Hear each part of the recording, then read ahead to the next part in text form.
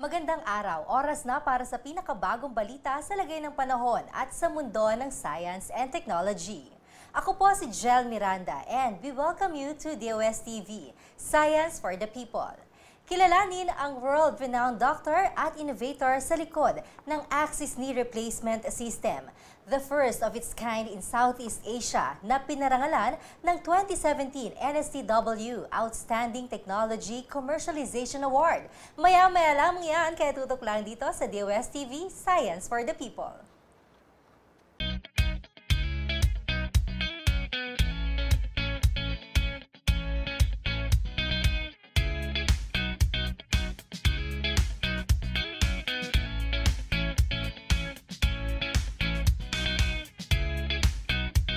Jarela Uichua, Noel Aquino, Dr. Bombit Season, Joel Elquila, Ian Red, Ako si Dayan Medina. JBK! ako si Benison Estareja, Beauty and Wellness Entrepreneur, isa akong weather forecaster. Isang kartero, isang acupuncturist, isa akong production designer, stand-up comedian, Isang TV host, TV actress. Pinoy ako, Pinoy ako, Pinoy ako, Pinoy ako, Pinoy ako, Pinoy ako, Pinoy ako. Pinoy kami! On time ako.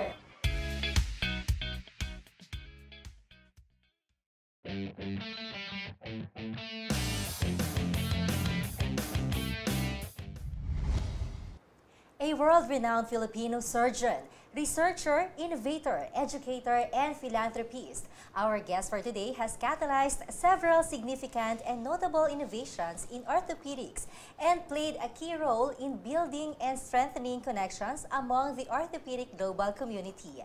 At ang latest sa kanyang mga innovation ay ang proudly Pinoy-made na Axis Knee Replacement System, ang kauna-unahang knee prosthesis sa Timog Silangang Asya na kanyang binuo kasama ang magagaling na doktor at engineer mula sa Orthopedic International Incorporated. At noong nakaraan nga ay ating itinampok ang Axis Knee matapos itong manalo ng 2017 NSTW Outstanding Technology Commercialization Award. Please welcome an orthopedic surgeon, founder and chairman of the Orthopedic International Incorporated and the 2017 NSTW OPC awardee, Dr. Ramon B. Gustillo. Good morning, sir. Good morning. Alright, siguro bigyan niyo muna kami ng konting istorya ng buhay mo as an orthopedic surgeon. Well, when I finished in UP Medical School in 1957, that was many years ago. Okay. 2 months right after I passed the board exams, I went to Minnesota. Luckily, I was accepted as a resident in orthopedic surgery at the University of Minnesota. I think I was the first Asian in that part of the world. Minnesota is primarily a Norwegian, Swedish, German community, purely Caucasian. Yeah. So I was the first Filipino Asian resident for that matter. Then after graduation, about 4 or 5 years later, I was appointed as chairman of the Department of Orthopedics in one of the university hospitals, in County Medical Center, become a professor, and I was chairman of that department for 25 years. Okay. And during during that period of time, I also developed a research facility that invents prostheses like knees and hips for the big companies in the United States. So basically, ang life ninyo nasa ibang bansa? So it's primarily for the last 50 years since I came here. I live in Minnesota, USA. Yeah. Pero since you were young, bakit ito yung napili ninyong field ng inyong trabaho? No, after medical school, you want either to be in internal medicine Yes. or in surgery. It just happened when I first arrived there, I got in contact with the professor of orthopedic surgery, Dr. John H. Mo. He's a world-renowned fine surgeon. Yes. I scrubbed with him one time, and after that, he asked me if I could be interested Okay. in going to orthopedic surgery. And there I was. I finished my residency there, got my master's degree in orthopedic surgery, and that's my life since then. Pero para lang din sa kaalaman, sir, ng ating mga viewer, ano po ba talaga ang orthopedic? Orthopedic surgery deals with the problems of the bones, Okay. joints, and muscles. And in this later age, primarily it's broken bones from motorcycle accidents, but most important, in the aging population, patients develop arthritis, and particularly in the knees and in the hips. Like in the United States, we do over 800,000 joint replacements for the knees every year. Supposedly in the Philippines, Yes. there's a candidate about 25 to 30,000 every year. A year. Candidates for knee replacement surgery. Yes. Okay. So yun ang ating status pagdating Yes. dito sa Philippines. When I came back in the Philippines, actually the implant that was used here is the one that I designed for a big company in the States, Smith and Nephew, so-called Genesis 1 and Genesis 2. I designed those. It's worldwide and very, very popular in the United States. At ang maganda nun, sir, di ba talagang Pinoy ang gumawa pala na nun, It's pero okay. napapakinabangan maging sa ibang bansa. Yes, oh yeah, it's worldwide. It's distributed all over the world. So aside from this, ano pa yung mga notable innovations na nagawa ninyo, sir? Probably one of the things that I have done, which I'm really sort of proud of, which I didn't know it will be that big. When I first started, there was no method of treating broken bones that goes outside the skin. We call it open fractures or Okay. compound fractures. For that next 5 years, I studied all the cases in my hospital and then published the so-called classification and management of open fractures. And now that is worldwide, it's used all over the world. Every medical students and residents have to read it. And it's the standard way of treating broken bones with so-called compound fractures. So probably that's my greatest, if anything, my greatest contribution in orthopedics. Okay. So last time, nakasama natin of course si Dr. Sasing dito. Yes. Pero just to recap lang, sir, ano po ba, paano nabuo yung Orthopedic International Incorporated? Well, as you know, for the last 30 years, for the last 25 years actually, when I was chairman, I have Filipino orthopedic surgeons come to my department Yeah. for 1 year to learn how to do joint replacements. I have one from Japan and then one from all over the world. So I always have 3 or 4 residents that come to my place. During that period of time, they would come back here.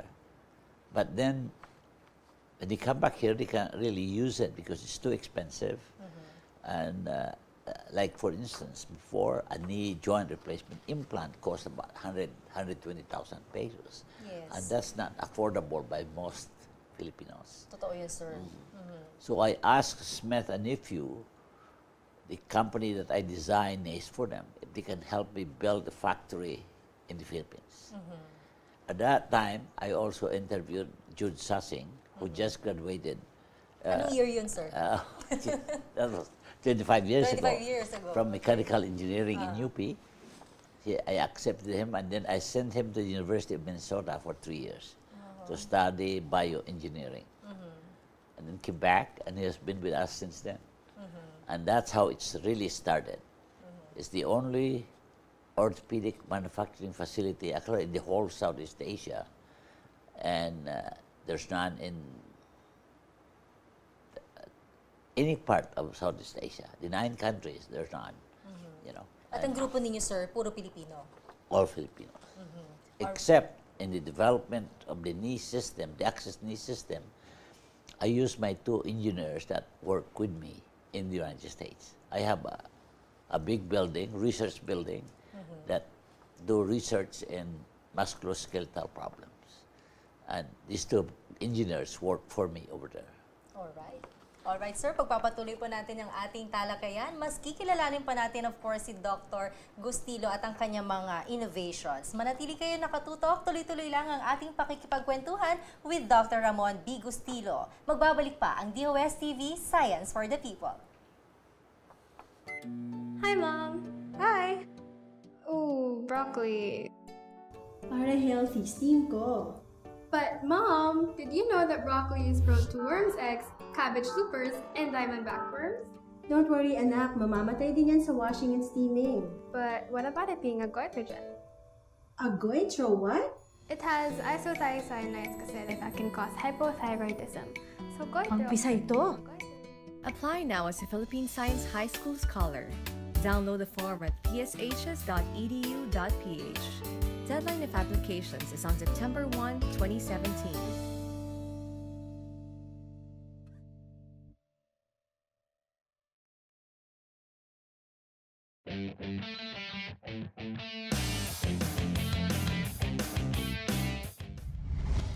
Nagbabalik po ang DOSTv Science for the People at kasama pa rin po natin ang 2017 NSTW Outstanding Technology Commercialization Awardee and the developer of the Axis Knee Replacement System, Dr. Ramon B. Gustillo. Pagpatuloy natin, sir. At kanina nabanggit nyo na yung Axis Knee Replacement System. Pero paano ba talaga nag-come up na ma-develop nyo itong sistema na ito? Well, as I mentioned, Dr. Jimmy Montoya, the deputy director, and I somehow, we got together and asked me, can we develop one for the Philippine people? Yeah. As he knows, I have developed Genesis 1 and Genesis 2 for Smith and Nephew, a big company in the United States.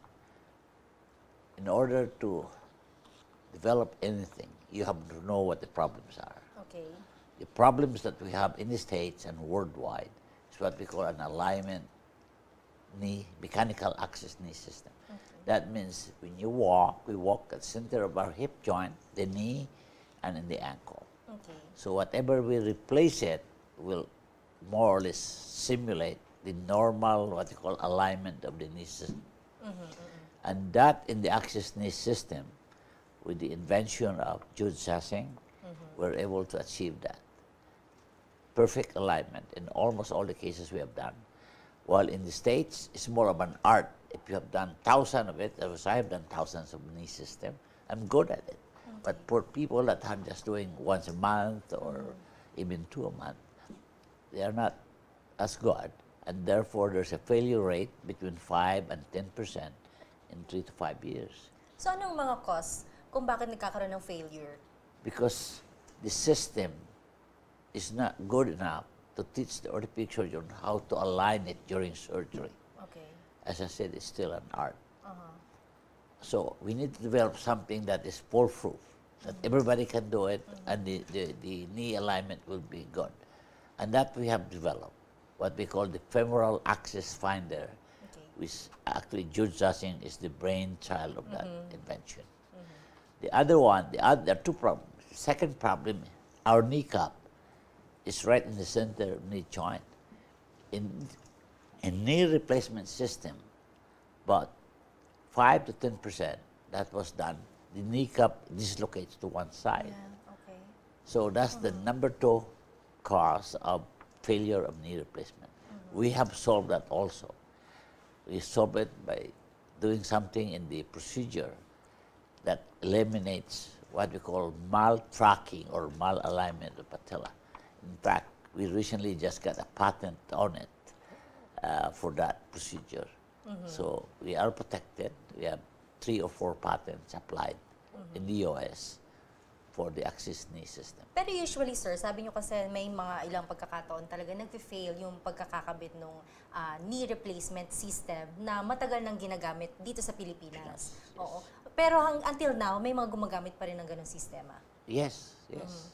Yes, there are. Because there are big companies. Okay. Zimmer, Smith, and if you all those have not solved this problem except us. Yes. Oo. Except orthopedic. At yung inyong development, ano to? Funded by DOST? Or It's a joint venture by the OST. Okay. I think 25% of the funding comes from them, and 75% come from us. Okay. But in return for that, we give DOST 3% of every niche system that we sell as a royalty for the next 15 to 18 years. So, pwede nyo explain sa amin, sir, kung paano anong proseso, how it works, yung knee replacement system na ginawa ninyo? Okay. What happened is, in your knee and on my knee, as we get older, 35% of us, Mahina. no, the cartilage wears out. Okay. So that now, instead of having a space, it's not there anymore, so that people walk crooked, bow-legged, or the other way. And it's very painful to walk. And older people, like 65 and over, 3 to 5% develop arthritis of the knee joint. So what we have done in knee replacement or access knee system, we replace that joint with metal and plastic. And the metal and plastic is the same that we use throughout all the whole world. That means cobalt, chrome, high-density polyethylene. They're all the same. The difference is the method, how we do it. That's where the access knee system really is very good and have solved the problems of knee replacement. So, anong difference, sir? Difference is that if we do the way we do it, perfect alignment, good tracking of the patella, it can last 25, 30 years, 35 years. If not, it will last 3 to 5 years. So that's really the difference. And also what we have done, we have simplified the instrumentation system so that an orthopedic surgeon that just finished his residency, after 5 to 7 days of instruction, will be able to do it. Before, they have to come to me for 1 year or 6 months to do a knee replacement. Now, we have done over about 30 to 40 orthopedic surgeons now in the Philippines that can do the access knee system without taking what we call a fellowship program for 1 year.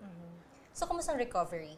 Recovery is very good. Now, patient now, they admit, they go home in 2 days and in 3 days.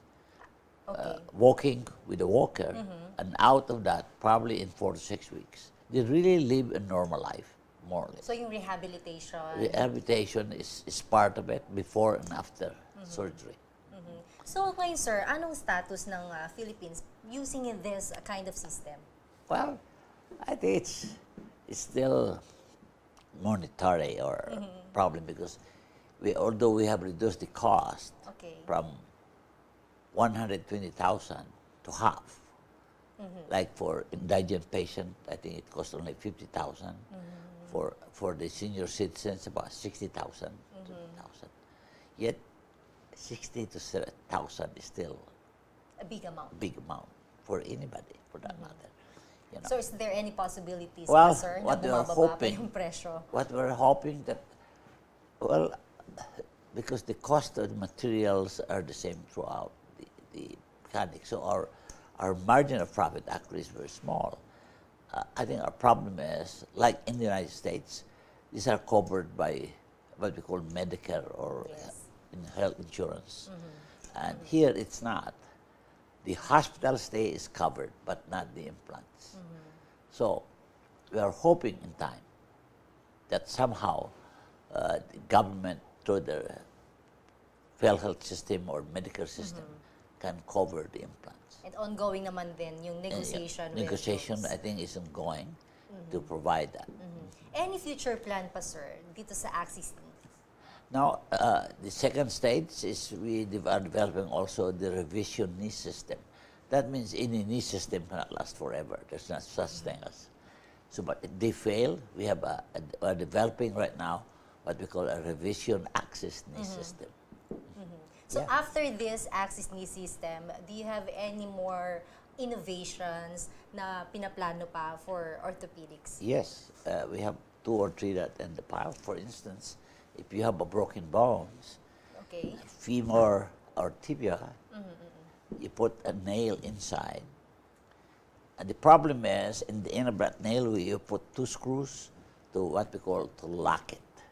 Right now, it's all done by X-rays, and it takes several hours. We have one that we are now in trial that can last 10 to 15, you can accomplish it in 10 to 15 minutes instead of hours without X-ray. So that's probably the one of the best innovation that we have done in the field of broken bones. So sir, alam nyo, kitang-kita namin na talagang isa kayong matagumpay na orthopedic surgeon. Pero behind this success na natamo ninyo, sino muna si Ramon Gustillo bilang isang ordinaryong mamamayan? Yeah, I was born in a farm. I was what you call a vaquero. I used to work at the farm. Okay. And watching carabaos. Laki kayo sa anong province? Negros Occidental. Negros Occidental, okay. So ang family ninyo? We were a group of 7, and all of us, most of them are nurses. I'm the only one that went to medicine. Since I've been in the States, obviously I got married there. Okay. To a beautiful Swedish descent. Wow. We have 5 children, 15 grandchildren. At may nagmana sa inyo? Yes, there's not orthopedic surgery, but in Nasa field. OB, as a doctor, OBGYN, she is actually chairman now of the Department of Obstetrics and Gynecology in the same hospital that I was. So aside from being a doctor, ano pa yung ibang pinagkakaabalan nyo, sir? Me? Yeah. I'm interested. I'm a health nut. I swim. I play golf before. I play tennis. All of us are sports-minded people. At yun ang importante, di ba, sir? Siyempre ngayon, alam natin ang lifestyle, iba't iba na rin ang tinatakbo ng buhay natin, di ba? Yes, Kayo, yes. sir, talaga as a doctor, gaano yung iniingatan ng sarili ninyo? Well, stay healthy, and to me, I look at my philosophy is that we have one life to live. Okay. Therefore, make use of it fully. Be focused and work hard, so that I enjoy waking up in the morning because there's so much things to do, and giving back. And one thing that I have done in my life, I was born in Negros Occidental in Manapla, so I went back there and give it back. We built the church, I built a hotel, resort, now a hospital I'm building in Manapla. So, basically, talagang sinishare ninyo lahat ng mga blessings na natamo ninyo. Yes, you have to give it back. Okay. You cannot take it with you. Yeah, that's true. Any final words na lang, sir, doon sa ating mga televiewers? Well, again, I repeat, I always tell my medical students, residents, and people that we have one life to live, so don't waste it. And the key to the success in life is you have to focus, not only focus, but really hard work. Thank you so much. You're welcome. And Thank you. marami po kaming na-inspire sa thank mga you. naibahagi niyo sa amin, sir. Thank Thank you and congratulations. Thank you. You're good. Thank you so much. Nagpapasalamat po tayo ngayon at nakasama natin, of course, si Dr. Ramon Gustillo. It is an honor. Nakasama natin ngayon siya dito sa DOSTv. At salamat po sa patuloy na pagseserbisyo sa ating mga kababayan sa pamamagitan ng inyong galing at talento.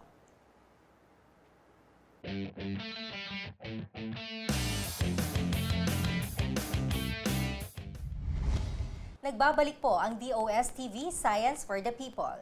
Alamin ang latest update sa lagay ng panahon ngayong araw mula sa DOST Pag-asa dito sa aming weather update.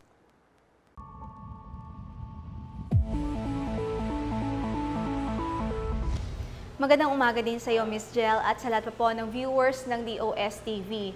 Kahapon nga po ay tuluyang lumabas ang ating area of responsibility itong si Bagyong Isang at kanina ay kinuha pa rin natin ang kanyang lokasyon at namataan po natin ito kanina sa layong 635 kilometers po yan ng 635 kilometers kanluran ho yan ng Basco, Batanes. At taglay pa rin ito ang lakas ng hangin umaabot sa 118 kilometers per hour at pagbuso ng hangin umaabot pa po sa 145 kilometers per hour. Samantala, inaasahan po na magla-landfall po itong si Bagyong Isang dito po sa southeastern part ng China. Bagamat wala ho tayong minomonitor na bagyo o ng mga low pressure area sa loob ng ating area of responsibility, itong southwest monsoon o yung hanging habagat ay patuloy pa rin umiiral at nakakaapekto ngayon sa Luzon.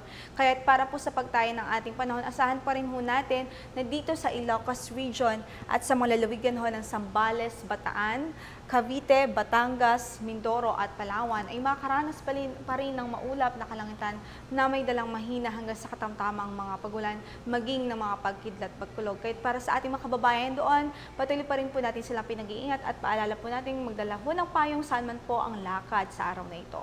Samantala, dito sa Kamaynilan at nalalabing bahagi pa ng Luzon ay improved weather na po ang inaasahan natin sa araw na ito, maliban na lamang sa mga tsansa ng mga pulupulong mga pagulan o pagkidlat pagkulog, lalong-lalo na ho sa dakong hapon at gabi.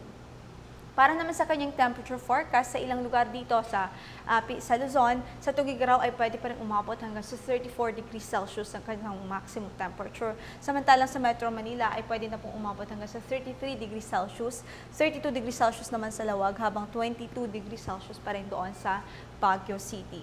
29 degrees Celsius po sa Tagaytay, habang 32 degrees Celsius naman sa Puerto Princesa. Dumako naman tayo sa Kabisayaan, inaasahan na po natin ang improved weather sa buong isla po o sa mga isla ng Visayas at inaasahan po natin na sa araw na ito, meron pa rin mga tsansa ng mga isolated rain showers or thunderstorms in the afternoon or evening. At para sa kanyang temperature forecast, inaasahan po natin pwedeng umabot hanggang sa 33 degrees Celsius ang maximum temperature sa Iloilo, 33 degrees Celsius sa Metro Cebu, samantalang 33 din po doon sa Tacloban City. And lastly po sa Mindanao, katulad po ng weather niya kahapon ay inaasahan po natin ang bahagyang maulap hanggang sa maulap lamang na kalangitan na may pulo-pulong mga pagulan o pagkidlat pagkulog. Samantala para naman sa pagtayo ng temperature forecast o temperature dito sa Cagayan de Oro, pwedeng umabot hanggang sa 33 degrees Celsius ang kanyang maximum temperature, habang 32 degrees Celsius po sa Zamboanga at 31 degrees Celsius naman sa Davao City. Sa ngayon ay may nakataas po tayong gale warning dito pa sa western section, western seaboard po ng Northern Luzon. Specifically, yun po yung mga baybaying dagat ng Ilocos Sur, La Union, Pangasinan, and western coast of Ilocos Norte. Kahit sa mga nabanggit mo lugar, hindi pa rin ho pinapayagan ng Philippine Coast Guard na pumalaot ang ating mga kababayang mangingisda doon. Lalong-lalo na ho yung mga gumagamit lamang ng maliliit na sasakyang pandagat dahil inaasahan ho natin na magiging maalon hanggang sa napakaalon pa rin ang mga karagatan doon. Samantala, sa nalalabing bahagi naman ng ating mga baybaying dagat ay inaalaw naman ng ating Coast Guard na pumalaot ang ating mga kababayang mangingisda. Para naman sa ating weather outlook, at least in the next 3 days, here in Metro Manila, inaasahan po natin na hanggang bukas, mula bukas hanggang sa araw ng Friday, ay bahagyang maulap hanggang sa maulap pa rin ang ating kalangitan at posible pa rin ang mga thunderstorms, lalong-lalo na po sa dakong hapon at gabi. Pero sa pagdating po ng Saturday o araw po yan ng weekend, posible pa rin maapektuhan ng Metro Manila ng mga pagulang dulot ho ng hanging habagat. 25 to 32 degrees Celsius po ang tinatayang magiging agwat ng temperatura bukas dito sa Metro Manila. Samantalang 25 to 33 degrees Celsius sa araw po yan ng Friday and 25 to 32 degrees Celsius naman po sa Sabado. Tumako naman tayo sa Baguio City. 17 to 22 degrees Celsius ang tinatayang magiging agwat ng temperatura bukas, habang 17 to 21 degrees Celsius naman po sa araw ng Friday and Saturday. At para sa kanyang weather forecast, bukas ay maganda pa rin ang panahong inaasahan natin dito sa Baguio City. Pero pagdating nga ho ng Friday at Saturday, katulad ng weather dito sa Metro Manila, maaari po makaranas ng mga pagulang dulot ho ng hanging habagat. Dumako naman tayo sa Metro Cebu. Bukas at sa araw ho ng Biyernes ay patuloy makakaranas ng bahagyang maulap hanggang sa maulap lamang na kalangitan ng ating mga kababayan doon. Samantalang sa Saturday ay maaari pong makaranas ng light to moderate rains at posibilidad ng mga pagkidlat pagkulog. 25 to 31 degrees Celsius ang tinatay magiging agwat ng temperatura bukas doon sa Metro Cebu, 25 to 32 degrees Celsius naman sa araw ng Friday, and 25 to 31 degrees Celsius sa Sabado. And lastly, on Metro Davao, inaasahan po natin na sa buong outlook po natin doon sa Metro Davao for at least for the next 3 days ay maganda naman ang ating panahon. Generally fair weather apart from isolated rain showers or thunderstorms. Samantalang 25 to 31 degrees Celsius ang tinatayang magiging agwat ng temperatura bukas, habang 25 to 32 degrees Celsius po sa araw ng Biyernes at Sabado. Ang sunrise po natin kanina is 5:43 in the morning at inaasahang lulubog ang araw mamaya sa ganap na 6:14 ng hapon. Ito po si Loridin de la Cruz. Magandang umaga. DOSTv would like to thank Filipino Creazione de Mano Incorporated. Visit their showroom at ground floor lobby, PSM BFI Building, 318 Santolan Road, West Crames, San Juan City. SciDev, the world's leading source of reliable and authoritative news, views, and analysis on information about science and technology for global development. Visit their website at www.scidev.net. And that's it for today. For more information, just log on to www.dostv.ph and visit our social media accounts. Abangan din ang updates sa lagay ng panahon mula sa DOST Pag-asa tuwing alas 5 ng umaga at alas 5 ng hapon. Always remember, in progress, science is the key, kaya sabay-sabay tayong makiisa at gamitin ang siyensya. Kami ang DOSTv, the program that delivers science for the people.